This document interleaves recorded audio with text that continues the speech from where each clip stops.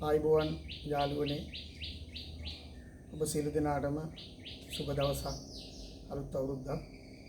ඉතින් අලුත් අවුරුද්දේ අලුත් වැඩක් කරන්න කියලා අපි හිතුවා. බහුතරයා YouTube channel එක හරහා දැනුම ආකල්ප සාරධර්ම වලින් හෙබි සහකම්පණයෙන් යුතු සමාජයක් නිර්මාණය කරන්න බහුතරයා YouTube නාලිකාවත් එක්ක මම ඔයගොල්ලොත් එක්ක සම්බන්ධ වෙනවා. ඉතින් ආදරණීය යාළුවනේ අලුත් අවුරුද්දක් උදා වෙලා තියෙනවා.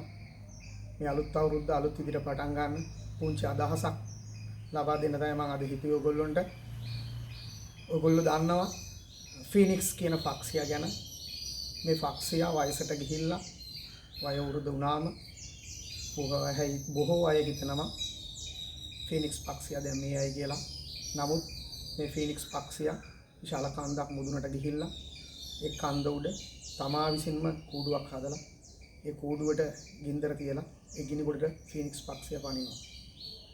ඉතින් බොහෝ දෙනෙක් හිතන්නේ මේ ගින්දරට අහුවෙලා ෆීනික්ස් පක්ෂියා මිය යන්නේ නැති කියලා.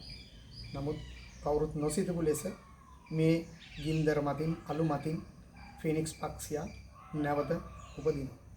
ඉතින් ආදරණීය සහෝදරවරුනි, ඔබට 2025 අවුරුද්දේ ලැබිච්ච සාර්ථක අසාර්ථක විවිධාකාරයේ අත්දැකීම් ඇති ඒ අත්දැකීම් පන්නරයක් කරගෙන 2026 අවුරුද්ද අලුත් විදියට අලුත් බලාපොරොත්තුත් එක්ක ශක්තිමත්ව නැගී සිටින්න කියලා මම ඔබට ආරාධනා කරනවා.